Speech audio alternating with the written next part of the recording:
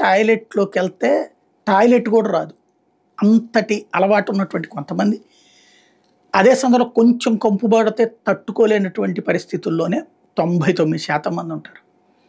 అలాంటిది ఈ man holes టాయిలెట్‌లకి నుంచి వచ్చేటటువంటి దాన్ని అయి నిండిపోతే దాన్ని క్లీన్ చేసేటటువంటి దాంట్లో మనుషులతో వద్దు మిషన్లు పెట్టమని ఎప్పటి నుంచినో సుప్రీంకోర్టు చెప్తా వస్తోంది.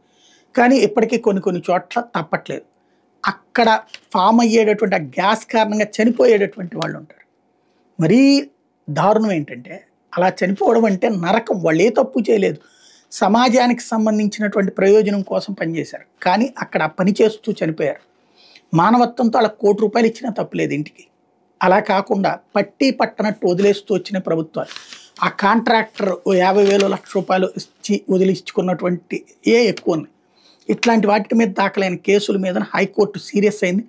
1993 నుంచి ఈ రోజు వరకు మ్యాన్ హోల్స్ కారణంగా అక్కడ పనిచేస్తూ చనిపోయినటువంటి వాళ్ళందరికీ పరిహారం ఇవ్వాలని తేల్చి చెప్పింది.